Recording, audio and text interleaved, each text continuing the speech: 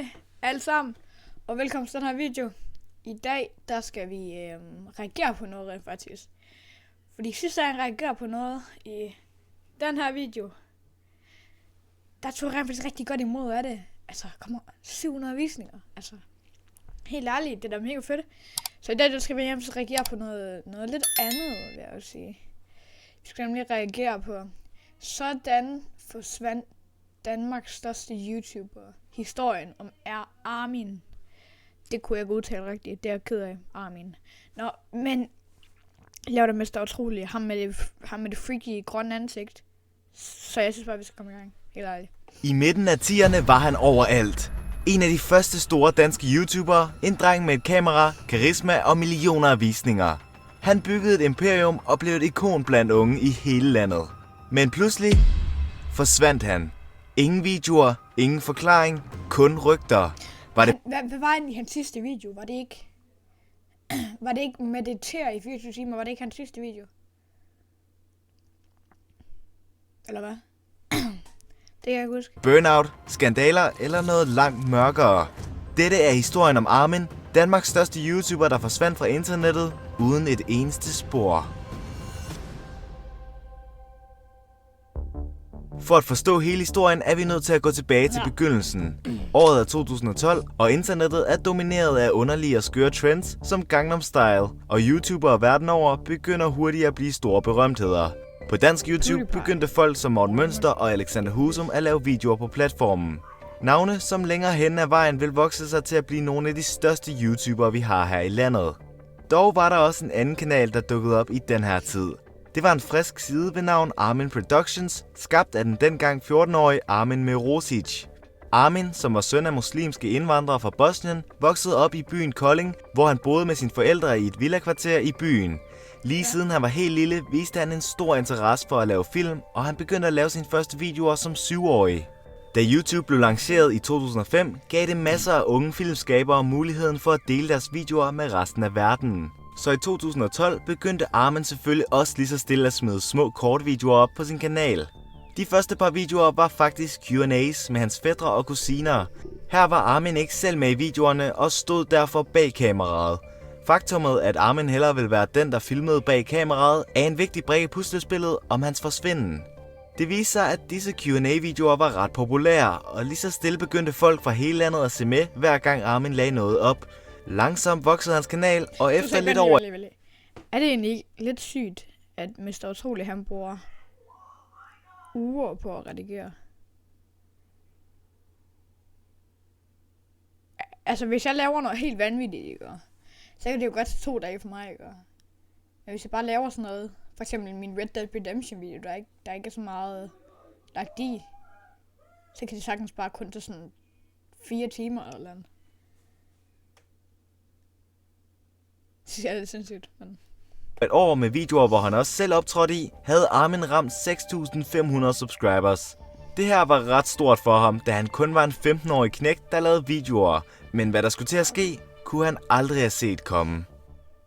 Pludselig begynder Armins kanal pludselig at tage fart. Subscribers kommer ind hele tiden. Visningerne stiger, og pengene begynder langsomt at rulle ind på hans konto. Armins indhold er simpelthen så originalt og velproduceret, at det chokerer hele Danmark. Man har nemlig ikke set noget lignende på dansk YouTube, og det lægger andre kendte danske YouTubere også mærke til. Hurtigt begynder Armin at collab med andre store skabere som Stupid Ågaards og Spørg Kasper, hvilket booster hans vækst yderligere og sender ham videre til se. Jeg føler sådan lidt Armin, altså der er ikke nogen, der sådan slår Armin, altså han har de der YouTube skills. Berømmelse. I starten af september 2015, kun 3 år efter han har skabt sin kanal, lykkedes det Armin at ramme 100.000 subscribers. At gøre det på så kort tid er virkelig imponerende, og det er noget, der sjældent er blevet gjort af nogen. Så Armins drøm om at leve af at skabe film blev endelig til virkelighed. Det var som om han ikke var til at stoppe igen. Hver video han lavede blev et hit og samlede flere 100.000 af visninger. Medierne uden for YouTube fik også øje på ham, og det væltede ind med artikler om det han havde formået at udrette. Videoen Armin på strøget blev det danske YouTube-klip, som blev set af allerflest danskere i år 2015. Alt den succes og berømmelse skete, da Armin bare var en handelsgymnasieelev, og allerede der kunne man godt mærke, at det måske blev for meget for ham. Lige så stille begyndte Armin at lægge færre og færre videoer ud. Det ene år lagde han 42 videoer ud, og det næste 24 videoer. Så 20, og i 2019 begyndte fans at blive bekymrede. For var der noget galt, og var der noget bag scenerne, som vi ikke vidste om Armin? Flere og flere fans skrev nu Det ved man jo ikke, vel? Det ved man jo aldrig. kommentarer som, ses om 6 måneder, du postede den her video 10. februar 2019, så ses vi først i år 2056, og Okay. fed video, vi ses om et år. Folk undrede sig over, hvad der var galt. Havde Armin mistet sin gnist? Var han løbet tør for idéer? Ingen vidste det. På grund af alle de spekulerende kommentarer, besluttede Armin sig for at lave en video, hvor han nævnte hans underlige upload-rytme. Til alle store skuffelse og måske vrede, så gør Armin mere grin af kommentarerne og forklarer aldrig, hvorfor han er begyndt at uploade så sjældent. Det så tilsyneladende ud, som om han ikke var tilpas med at dele den rigtige grund. Altså, hvis man ikke gider at dele den rigtige grund, så må man jo godt prøve at, lave lidt grin af det, eller... 20 timers lange video ser man Armin sætte sig ned i en behagelig stol, tage nogle høretelefoner på, og derefter meditere i stilhed i det næste døgn.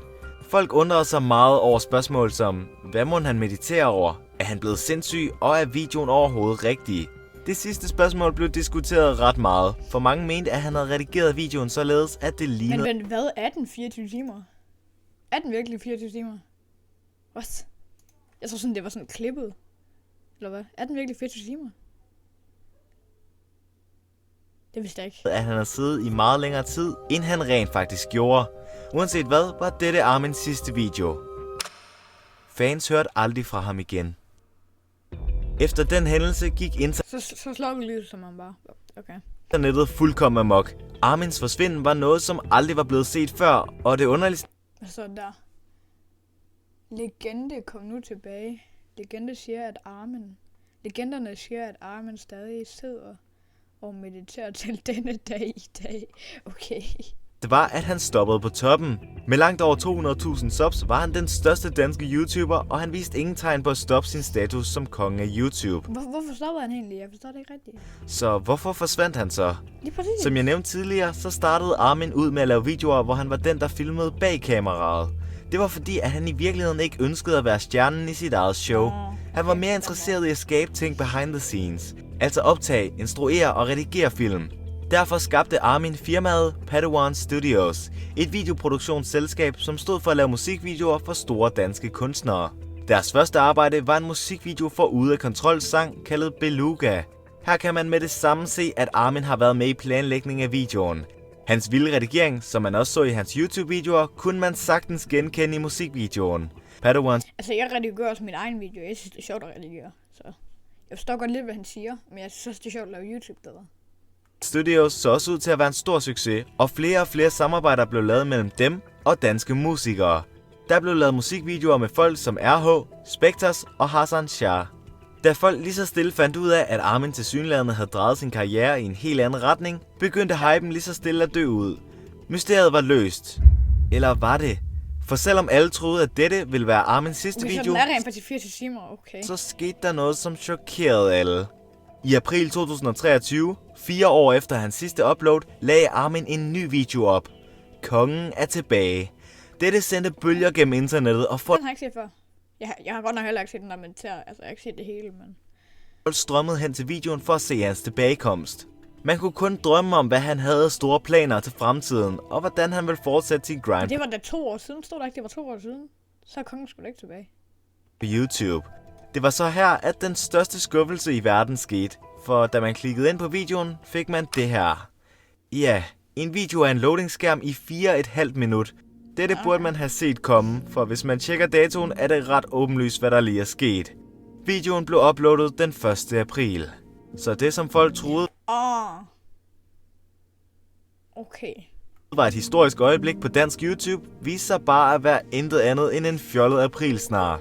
Nogle fans var sure og skuffede, mens andre roste Armin og grinede af hans jokes. Så selvom Armin ikke længere er på YouTube og dominerer platformen med hans legendariske videoer, så vil han stadigvæk blive husket som en af de bedste content creators på YouTube. Det er dog en skam, at Armin valgte at klippe næsten alle sine gamle YouTube-videoer ned til kun få sekunder, så størstedelen af hans indhold er faktisk forsvundet. Alligevel kan dem, der kan huske hans storhedstid på YouTube, sætte pris på de utallige minder, de fik lavet af Armins ikoniske videoer. Men nu har du mulighed. Okay, altså... Hvor mange gange har jeg egentlig sagt avatar i mine videoer? Avatar skin... Jeg forstår det ikke. Vind et shoutout. Hvor du kan vinde et shoutout. Først skal du lige give et shoutout til vinderen af sidste videos quiz, og det er... Mest utroligt med det der mærkelige shoutout. The Trio. Tillykke The Trio. I har besvaret alle spørgsmålene fra sidste video rigtigt, og får nu jeres plads i denne video. Du finder ikke en mere ikonisk trio end The Trio. Det er 3 venner. Okay, ved du hvad, så vi laver lige et shoutout til The Trio, okay? Så The Trio, her er et shoutout, hvis I ser mit content, okay? Det ved jeg så ikke, om I gør, for det kan godt være, I er gamle nu, hvornår den her video lige lagt ud. Okay, 9 måneder siden. Okay, så der er faktisk ikke så meget, men hvis der laver YouTube, her er et shoutout, okay? Venner, som hovedsageligt laver dansevideoer sammen. De er virkelig gode til at danse, og der er masser af videoer, som du kan blive inspireret af. Så hvis det alt sammen lyder godt, så husk at de altid kan hoppe ind og tjekke deres kanal ud med linket i beskrivelsen. Men hvordan får man en shoutout i den næste video? Jo, det er simpelt. Du skal bare skrive en kommentar nede i kommentarfeltet. Det er lige meget hvad det er. Det kunne være et forslag til en ny video, eller måske noget du kunne lide eller ikke kunne lide ved den her video. Skriv det nede i kommentarerne, og så vælger jeg en tilfældig person. Okay, Mr. Utrolig, du har lige sagt, at Armin han laver aprilsnar. Du laver der nærmest helt selv aprilsnar, mand.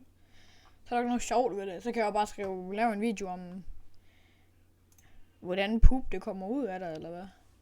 Kan man synes bare det? Okay, lad os lige se, hvad folk de har skrevet, fordi hvor lang var den her video? 8 minutter, så altså. Var I blandt Mr. Utroligs første 1000 subs? Okay, og han har 100.000 subs nu. Så jeg er OG, okay. Okay, den her mega fed video, lærte en masse om Armin, okay. Okay, så der er ikke rigtig sådan nogen. Lave en scary vid, altså. Scary video, eller hvad? Kold video, god dag, okay. Det lyder som et slang, det der. Kold video, god dag. Mister... Jo, det er stadig rigtigt. Jeg troede, der stod master. Mister Utrolig, please lav en om Benjamin Jørgensen, eller et eller andet. Der forsvandt. Okay. Det er nice. Nice content. Men som I kender det, så vil jeg også sige tak, fordi I gad at se med her. Jeg skal faktisk snart sommerhus, så jeg ved godt sommerhus som vinterferie. Det er lidt mærkeligt. Ja, men så siger jeg jo farvel, og så har jeg jo heller ikke noget andet at sige end krav.